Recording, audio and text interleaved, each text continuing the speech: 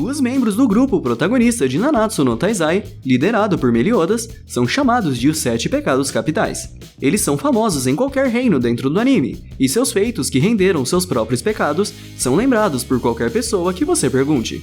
No entanto, a maioria deles acabou recebendo seu pecado de forma injusta, ou a história por trás de como eles receberam esse título não foi muito bem contada, o que acabou gerando em uma perseguição injusta a algum deles, por atos que nem sequer cometeram. E nesse vídeo, vamos explicar certinho sobre como cada um dos 7 pecados capitais recebeu seu pecado, seja de forma injusta ou merecida, e ainda detalhar melhor sobre o passado individual de cada um deles. Também vamos dar uma definição breve do que aquele pecado significa, para ver se a personalidade do personagem condiz com a descrição ou não. Mas você sabe o que é verdadeiramente um pecado? É você não deixar o seu ultra like nesse vídeo. Também não se esquece de se inscrever e de ativar o sininho de notificação. Assim, você acaba fazendo parte da família Ultra Nerd, que consegue ser tão forte quanto os 7 pecados capitais com a sua ajuda. E só uma dica, esse vídeo vai ter vários spoilers dos arcos finais de Nanatsu no Taizai. Então, fica ligado se você só começou a assistir o anime agora, beleza? Sem mais delongas, bora pro vídeo.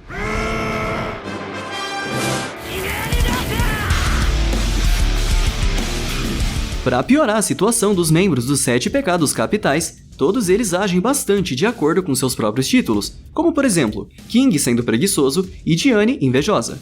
No entanto, isso são apenas sentimentos humanos, e já vimos todos eles mostrando características de outros pecados. Alguns até conseguiam mostrar mais raiva do que o próprio pecado da ira, não é, Escanor? Por isso, ao final de cada item da lista, vamos também analisar como cada um fez para superar o seu próprio pecado ao agir de maneira oposta ao que o seu título sugere, ou seja, evoluindo seu caráter e se tornando pessoas mais responsáveis. Enfim, vamos conhecer a história de cada um deles. Preguiça.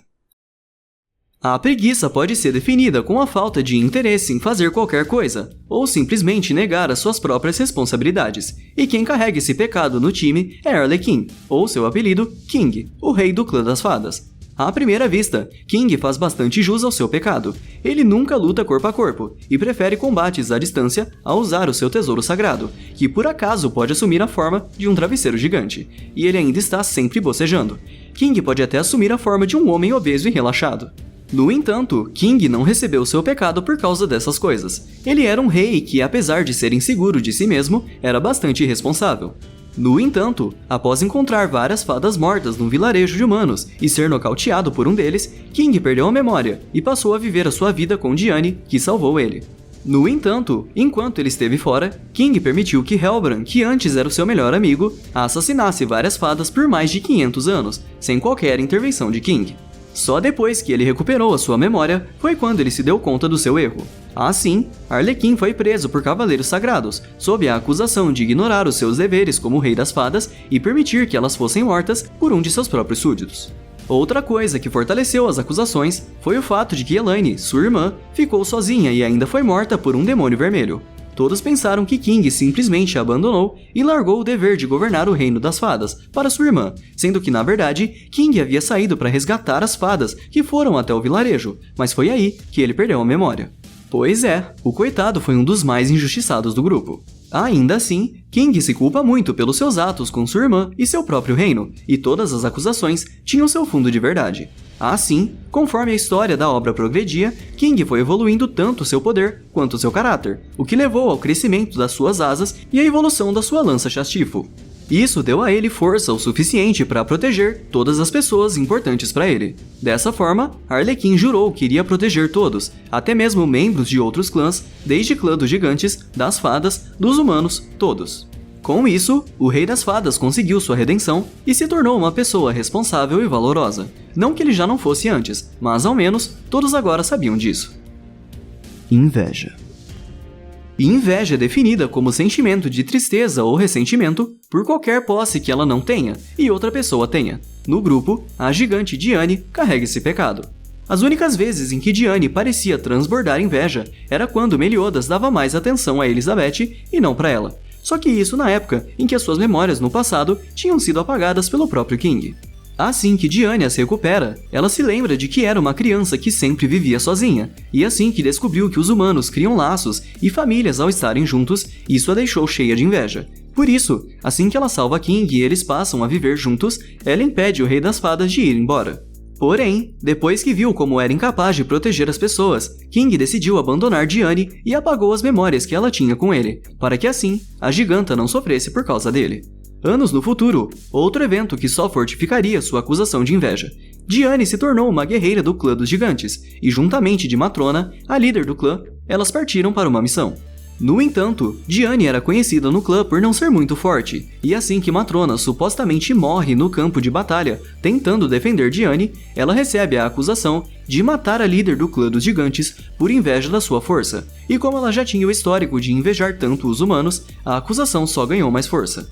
A inveja de Diane só foi desaparecer assim que ela recuperou as memórias de quando viveu junto de King. Ela lembrou o quanto eles se amavam, portanto, ela já tinha algo que sempre quis, que era o amor de alguém. Assim, Diane deixa de ficar triste na presença de outras pessoas que se amam e passa a valorizar King muito mais. No final, claro que essa história acabou em casamento. Gula. Ao contrário do que muitos pensam, gula não é definido somente como o desejo de comer sem parar, mas sim o consumo exagerado de qualquer coisa, seja ela material ou imaterial. Merlin é quem porta esse pecado no grupo. Muitas vezes, a gula também é definida pelo egoísmo e antipatia, onde uma pessoa não se importa com as consequências dos seus atos se isso vai acabar rendendo o que ela quer. E essa é uma perfeita maneira de descrever a personalidade de Merlin. No caso de Merlin, ela sempre deseja conseguir o máximo de conhecimento sobre qualquer tema, seja para deixar os seus poderes mágicos mais fortes ou só por mera curiosidade. Sua busca incessante por conhecimento acabou tornando ela a mágica mais poderosa de toda a Britânia. Ela nasceu 3.000 anos atrás em Belialwyn, uma cidade considerada a capital dos magos, e que era completamente neutra no embate entre o clã das deusas e o clã dos demônios. Desde criança, Merlin era uma feiticeira prodigiosa, tão prodigiosa que chamou a atenção da própria divindade suprema e do rei dos demônios. O próprio povo de Belialwyn era contra Merlin se encontrar com esses deuses, mas ela não se importava. Por ela ser neutra, cada um dos celestiais queriam que ela fizesse parte do seu reino e lutasse ao seu lado. Assim, cada um ofereceu uma recompensa caso Merlin aceitasse ficar ao seu lado. A divindade suprema ofertou proteção total a qualquer maldição e a influência dos 10 mandamentos, enquanto o rei dos demônios ofertou conhecimento total de poderes ocultos dos demônios e proteção contra a lavagem cerebral das deusas. Merlin pegou tudo isso pra si e foi embora. Vazou, desapareceu. Isso deixou os dois deuses furiosos e descontaram toda sua raiva em Belialwyn, que hoje é uma cidade que só pode ser encontrada em livros de história. Porém, depois de 3.000 anos, ela parece ter aprendido a se importar mais com os outros, como ela já demonstrou várias vezes com seus amigos dos 7 pecados capitais e com o rei Arthur. Sua empatia se revelou por completo assim que ela impediu que Arthur fosse morto por Kef, para que ele se tornasse o novo rei do caos. Mesmo que ela ainda seja uma feiticeira bastante egoísta, Merlin aprendeu o verdadeiro significado de se importar com os outros e não deixar que seus propósitos pessoais interfiram no bem-estar de seus colegas. Ganância. Esse é um pecado bem simples de se entender. Ele define o forte desejo de possuir uma enorme quantidade de bens materiais. O carismático Ban é quem leva esse título. Assim como Merlin, a personalidade e o passado de Ban condizem muito com seu próprio pecado, só que são bem mais justificáveis. Ban viveu nas ruas desde que se conhecia por gente, e sempre precisou roubar dos outros para sobreviver. Ele acabou ficando bastante ganancioso depois de ver todas as coisas que ele poderia ter para si mesmo, e assim que ele soube da existência da fonte da juventude no reino das fadas, ele logo desejou ter a vida eterna. No entanto, o destino fez uma jogada curiosa em Ban. A fonte era guardada por Elaine, a irmã de King, e após tantas tentativas frustradas de tentar se apossar da fonte, Ban e Elaine acabaram se apaixonando um pelo outro. A fonte já não importava mais para o ladrão, desde que ele pudesse ficar com Elaine. No entanto, o reino das fadas foi atacado pelo clã dos demônios, e depois de quase ser morto, Ban bebeu da fonte para continuar lutando e proteger tanto o reino das fadas quanto seu novo amor. Mas no final, não deu certo. O reino foi destruído e Elaine foi morta.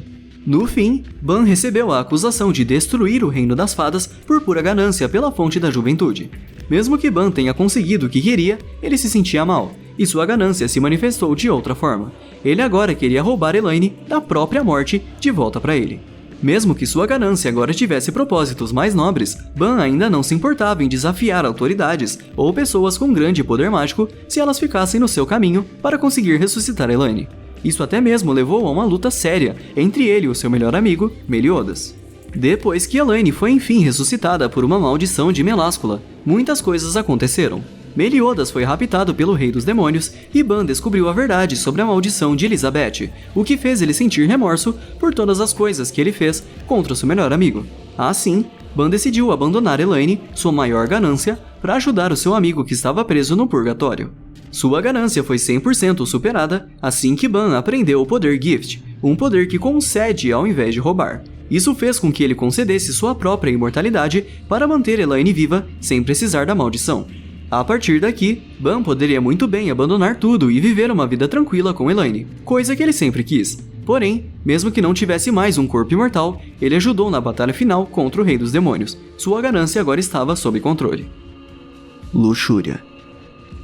Ixi, e agora? Como explicar a luxúria da forma mais family-friendly possível? Luxúria é definida como um intenso desejo de conseguir coisas mundanas, como dinheiro, poder e, principalmente, namorar outras pessoas. Quem carrega esse pecado é o nosso Pinóquio de Nanatsu no Taizai, Gowther. Suas características realmente não condizem com seu pecado. Ele é bem inexpressivo e nem consegue sentir nada por ninguém, além de ter dificuldades para identificar os sentimentos das pessoas. Mas isso pode ser explicado pelo fato de que Gowther perdeu seu coração artificial há muito tempo. Há mais ou menos 45 anos, Gowther foi abandonado em uma caverna, e quem o encontrou foi a princesa Nadia Lyones. Ela o tirou da caverna e os dois passaram a viver juntos. Não demorou muito para eles se apaixonarem um pelo outro. No entanto, Nadia era uma mulher que estava com os dias contados, por causa da sua saúde frágil. Como último desejo, ela quis passar os seus últimos momentos juntos de Gowther, da maneira mais adulta possível. Você não precisa saber o que eles fizeram, tá? Mantenha sua inocência preservada. Nadia faleceu nos braços de Gowther. Desesperado, o boneco quis tentar reanimar ela de uma forma bem grotesca, transplantando seu coração artificial no corpo de Nadia. Isso gerou uma cena perturbadora, o que levou os Cavaleiros Sagrados a pensarem que Gowther não só se aproveitou da princesa, mas também a matou violentamente, o que fez ele ganhar o seu pecado. Abalado, Gowther se livrou do seu próprio coração para que ele nunca mais sentisse aqueles sentimentos de novo, já que eles só trouxeram tristeza para ele. Com o passar do tempo, o boneco esqueceu que já teve sentimentos reais e passou a sentir luxúria de outra forma. Ele desejava ter um coração para saber o que eram sentimentos humanos. No entanto, Gowther aprendeu a desenvolver sentimentos por si só, sem precisar necessariamente de um coração, e até mesmo passou a agir mais como um humano real. Orgulho. O orgulho é considerado como o pecado mais perigoso de todos os 7 pecados capitais, já que ele é considerado como uma forma de egoísmo tão severa que faz com que uma pessoa se sinta superior a qualquer ser humano, mesmo que essa superioridade não seja real, ou que a outra pessoa seja uma autoridade. Esse é um pecado que tem maior facilidade em destruir lentamente a vida de uma pessoa, e quem carrega o fardo desse título é Escanor. De início, Escanor não parece merecer nem um pouco seu pecado. Ele é introduzido como um homem baixinho, magrelo e medroso. No entanto, quando o dia nasce e o sol aparece, ele dá um 180 completo em sua personalidade e aparência. Ele vira um cara gigantesco, com um peitoral praticamente igual ao do Titã Colossal, e passa a considerar todas as pessoas como fracas e inferiores a ele.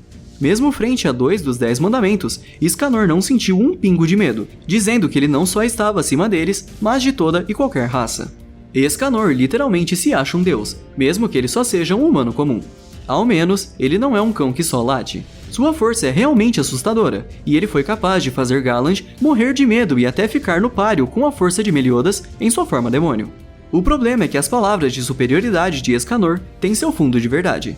Ele nasceu com o dom do Sol, o poder de um dos 4 arcanjos, depois que o antigo arcanjo do Sol, Mael, se tornou um dos 10 mandamentos. Então, Escanor tem realmente o poder de um deus. Mas, mesmo diante de tamanho poder, ele não é invencível, pois em sua luta contra o demônio primordial, Escanor não teve chance e acabou sendo derrotado pelo demônio. Nessa época, o Mael já havia retornado ao clã das deusas. E vendo sua situação, Escanor enfim abandonou seu próprio orgulho e deixou que Mael, o portador original, cuidasse do monstro. Agora, na posse de um verdadeiro deus, o dom do sol conseguia ser ainda mais poderoso, e o demônio primordial foi derrotado. Com essa escolha, Escanor não só aprendeu que há pessoas melhores do que ele em algo, como também aprendeu a priorizar o seu bem-estar e o de seus amigos ao confiar os seus poderes a alguém que saiba usar eles de forma muito mais eficaz. Raiva. Vamos agora para o último pecado, que pertence ao capitão dos 7 pecados capitais, Meliodas. A raiva é descrita como a incapacidade de controlar os seus sentimentos de fúria, ira e ódio, e muitas vezes, sua melhor forma de representação é com um sentimento de vingança. De primeira, Meliodas não parece nem um pouco com uma pessoa raivosa. Ele é muito amigável, simpático e parece ser o responsável por sempre colocar um sorriso no rosto de todos os seus amigos. Mas parece que essa é uma tática que Meliodas usa para evitar que outras pessoas sintam a raiva, um pecado que o já o torturou muito no passado. Meliodas é um dos filhos do próprio rei dos demônios, e no passado foi até mesmo um dos 10 mandamentos. No entanto, ele se apaixonou por Elizabeth, uma integrante do clã das deusas. Essa união irritou tanto o rei quanto a divindade suprema, e os 2 pombinhos foram amaldiçoados. Meliodas recebeu a vida eterna, mas durante esse tempo, ele seria forçado a sempre encontrar reencarnações da sua amada Elizabeth, e passariam a viver juntos. Caso Elizabeth recuperasse suas memórias de que ela fazia parte do clã das deusas, ela morreria em apenas 3 dias. Isso se repetiu inúmeras vezes ao longo de 3.000 anos, e isso não só alimentou a tristeza de Meliodas, como também aumentou a raiva que ele sentia do próprio pai. Meliodas sabia que não podia fazer nada para quebrar aquela maldição, e isso só o deixava mais irritado. Com tanta raiva suprimida, o capitão às vezes se perdia em sua forma de demônio, que surge espontaneamente em momentos de grande tensão. Mas um dia, essa raiva atingiu seu ponto máximo. Há muitos anos, um reino tão poderoso quanto Leonis, chamado de Dannafall, foi completamente apagado do mapa, depois que Meliodas falhou em salvar Lys, uma das reencarnações de Elizabeth das garras de Frodrin. E foi aí que Meliodas recebeu seu pecado. Os anos se passaram e, surpreendentemente, o Frodrin aprendeu a valorizar os seres humanos, e assim que ele e Meliodas se reencontraram, Meliodas não hesitou em matar alguém que agora aprendeu a valorizar a vida humana. O capitão sempre reprimiu sua raiva por medo do que ele poderia causar às pessoas que ele ama. E para pôr um fim nesse medo de uma vez por todas, Meliodas optou por usar todo o seu poder de demônio em sua forma original, o que permitiu ele ter maior controle sobre sua raiva, quanto também aumentava drasticamente seu nível de poder. E isso não só permitiu que ele tivesse maior controle sobre seus súbitos ataques de raiva, como também o tornou um oponente digno de enfrentar o Rei dos Demônios. No fim, com a ajuda de todos os 7 pecados capitais, a maldição de Meliodas e Elizabeth foi enfim quebrada, junto com a raiva do capitão. Ainda tem muita coisa que a gente pode falar sobre Nanatsu no Taizai aqui no canal, e esse vídeo pode ter sido só o início. Um universo tão rico como o dessa obra consegue facilmente atrair qualquer fã, mesmo que a animação das últimas temporadas tenha sido algo digno de pena. Mas independente do visual, a história de Nanatsu consegue surpreender a qualquer um que dê uma chance ao anime, e para convencer você disso, podemos muito bem trazer mais vídeos do anime aqui no Ultra Nerd. Mas, claro, tudo vai depender do quanto vocês gostaram desse vídeo. Caso queiram mais vídeos de Nanatsu no Taizai, não se esquece de comentar aqui embaixo quais temas você gostaria de ver sobre o anime. Claro, também não se esquece de deixar aquele ultra like e de se inscrever aqui no canal, porque assim você ajuda demais o Ultra Nerd a crescer e incentiva a gente a trazer cada vez mais vídeos pra vocês. Então é isso, Ultra Nerds, a gente vai ficando por aqui e até a próxima. Valeu!